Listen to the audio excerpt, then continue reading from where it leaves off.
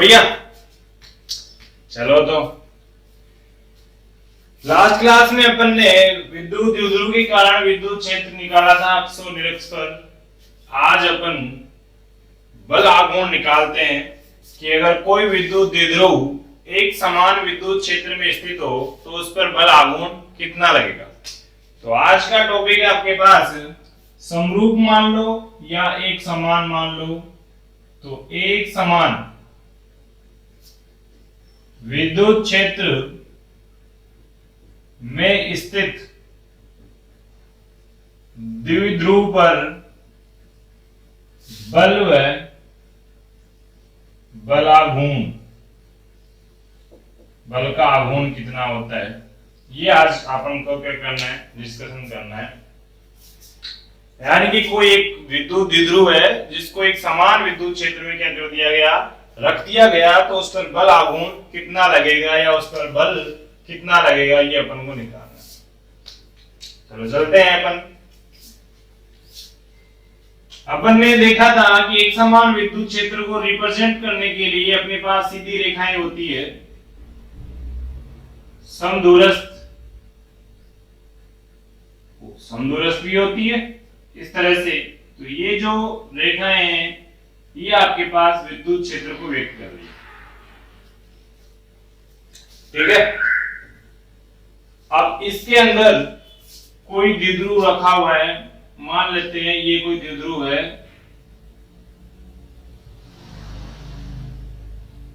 ये मान लो AB।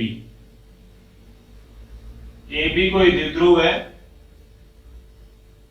इस पॉइंट पर आवेश जो है -q है,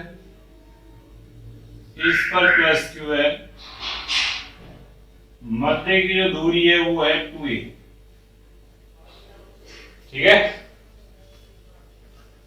और इस 2a को ऊपर लिख देता हूं मैं,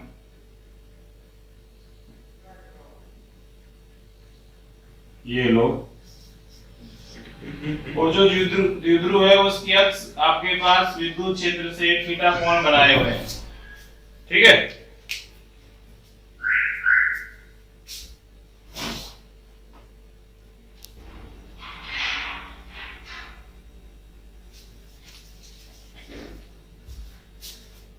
तो ये आपके पास डायग्राम हो गया। कोई दिक्कत है इसमें? ये विद्युत द्विध्रुव की जो अक्ष है, ये अक्ष है, ये विद्युत विद्युत द्विध्रुव की अक्ष है जो विद्युत क्षेत्र से कितना कोण बनाए हुए हैं, थीटा कोण बनाए हुए हैं। आपके पास आवेश हो गया q और -q और बीच की दूरी होगी 2a। अब अपन ने पढ़ा था कि प्लस के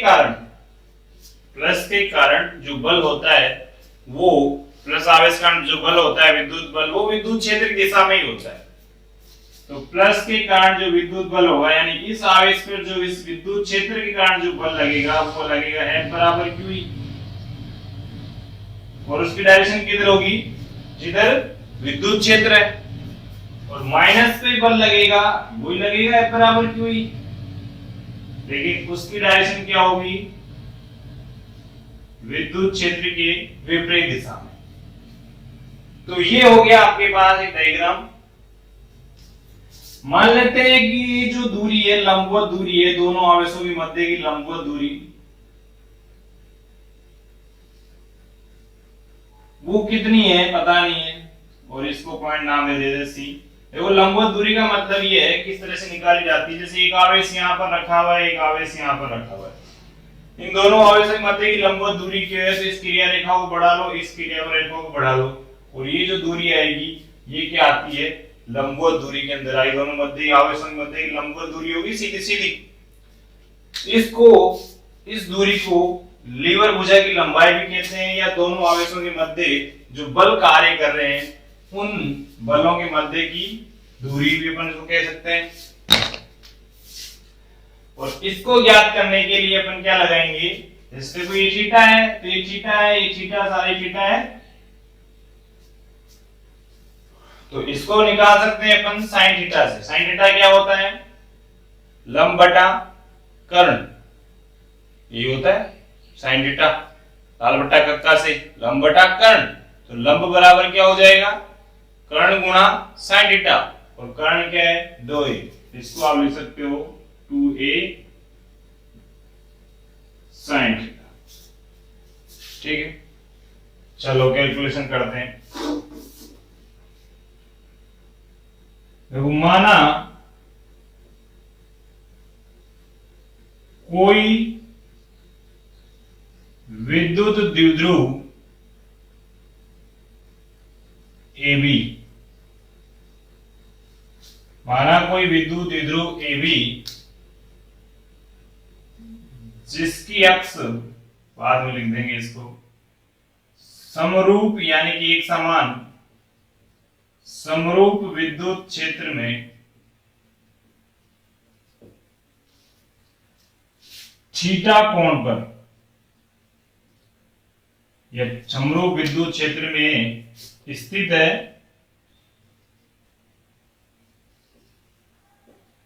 जिसकी अक्ष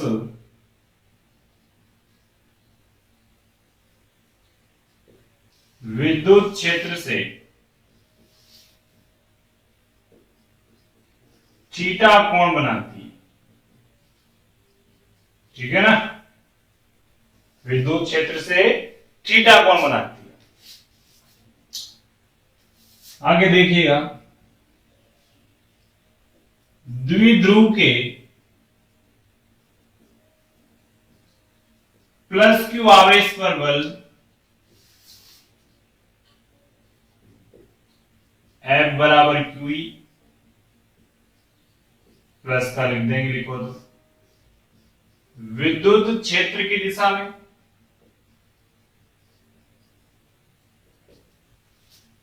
विद्युत क्षेत्र की दिशा में वह माइनस क्यू आवेश पर बल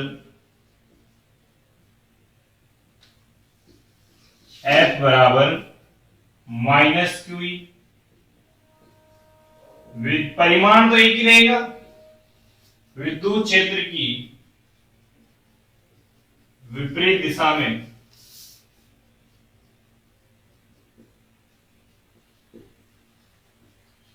कार्य करता है।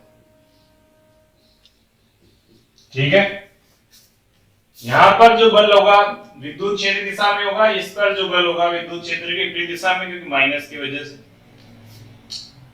आगे देखो, अब देखो दोनों जो बल है वो परिमाण में तो बराबर है, लेकिन दिशा में क्या है, विपरीत है। तो ये भी लिख देता हूं, दोनों आवेशों पर बल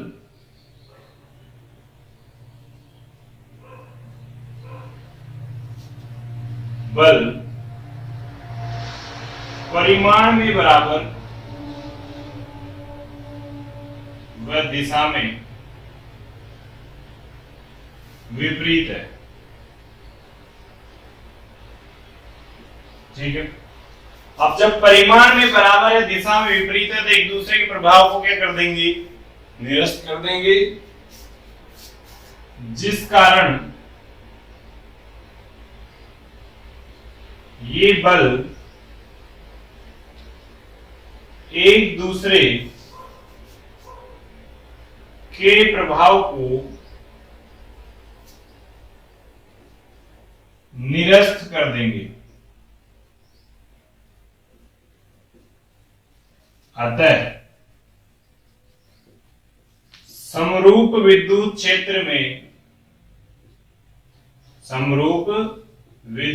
क्षेत्र में स्थित द्विध्रुव पर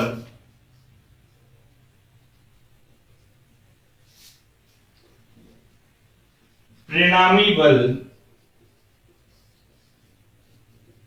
शून्य होगा।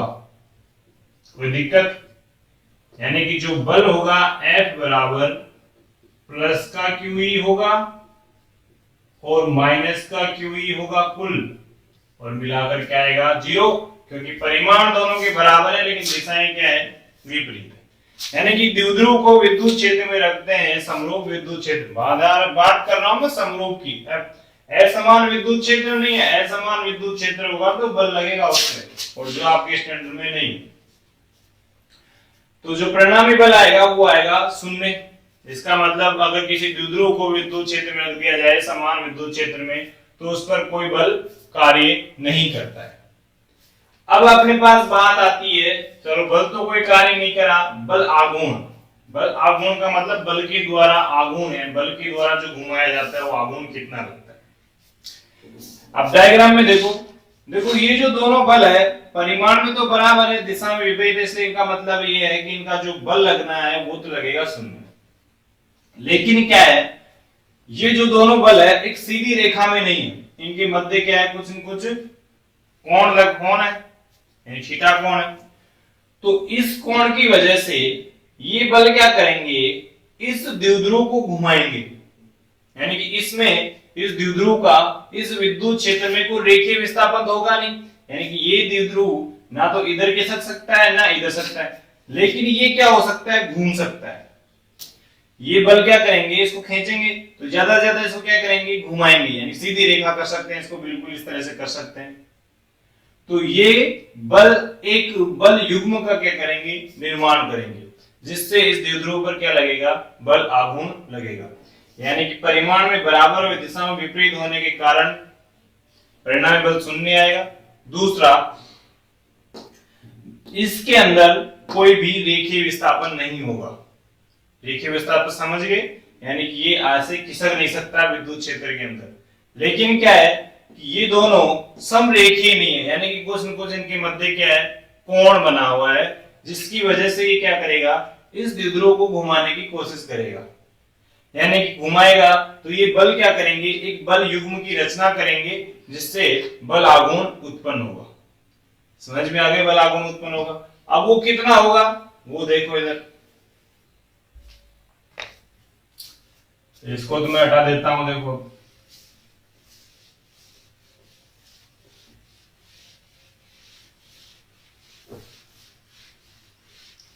ये चीज समझ आ गई कि दोनों की क्रिया रेखा एक नहीं है, यानी कि दोनों आपके पास क्या है, कुछ कोण पर रखे हुए हैं, इस वजह से ये इसको घुमाएंगे यानी कि एक बल युग्म की रचना करेंगे, जिससे क्या लगेगा, बल आघूर्ण लगेगा। अब बल आघूर्ण कितना होगा, तो अपन पढ़ रहे थे बल आघूर्ण क्या होता है। तो चूंकि बल आघूर्ण तो से व्यक्त करते हैं, तो बराबर बल गुणा दोनों बलों के मध्य की लंबवत दूरी, या कह सकते हैं अपन लीवर भुजा की लंबाई। लीवर भुजा की लंबाई, लंबाई मान लो, ये दोनों बलों के मध्य की लंबवत दूरी, यानी कि ये। तो देखिए, तो बराबर बल की जगह एफ लिखेंगे, बल एफ है, चाहे ये बल ले हो चाहे ये बल ले हो, एफ बराबर क्यू ई, गुणा लंबवत दूरी आपके पास कितनी है, बीसी। बीसी दोनों बलों के मध्य की लंबवत दूरी बीसी, या कह सकते हैं इसको लीवर भुजा की लंबाई वो कितनी है, बीसी। तो एफ आपके पास क्यूई है और बीसी आपके पास है 2a sin थीटा। अगर समझ नहीं आ रहा हो तो मैं यहां से लिख देता हूं कि त्रिभुज एबीसी में साइन थीटा अगर मैं लगाता हूं तो साइन थीटा बराबर आएगा लंब बटा कर्ण, और बीसी बराबर आएगा AB साइन थीटा, और जो AB का मान है वो तो है 2a और साइन थीटा। ये आ गया QE 2a साइन थीटा। अब देखो इसको Q को 2a को तो मैं एक साथ लिख देता हूं, इधर लिख देता हूं साइन थीटा। अब चूंकि अपन ने पढ़ा था कि द्विध्रुव आघूर्ण जो होता है P बराबर Q गुणा 2a होता है, तो टोटल बराबर कितना हो जाएगा, PE साइन थीटा। ये क्या आ गया आपके पास, बल आघूर्ण आ गया। यानी किसी द्विध्रुव पर, अगर किसी द्विध्रुव को जिसकी अक्ष विद्युत क्षेत्र से थीटा कोण पर हो, तो उस पर बल आघूर्ण कितना लगेगा, तो बराबर PE साइन थीटा। ठीक है, सदिश में व्यक्त करेंगे इसको, सदिश में व्यक्त कर लेंगे। सदिश ये लो इस तरह से लिख सकते हो, PE sine theta, sorry P cross E, ये होता है दो सदिशों का सदिश गुणनफल। आपके पास क्या आ जाता है, द्विध्रुव आघूर्ण। तो P आपके पास सदिश राशि है, E आपके पास सदिश राशि है, दोनों का क्रॉस गुणनफल करेंगे यानी sin थीटा, ये sin थीटा, इसको खोलेंगे तो ये मिलेगा। तो ये आपके पास आ जाता है द्विध्रुव आघूर्ण किसी विद्युत बलाघूर्ण किसी विद्युत क्षेत्र में रखा हुआ द्विध्रुव पर। अगर इसकी दिशा की बात करें तो दोनों के मध्य क्रॉस गुणनफल है, इसका मतलब दिशा किससे ज्ञात करेंगे, दक्षिणावर्ती पेच नियम से। तो देखिए इसकी दिशा दक्षिणावर्ती पेच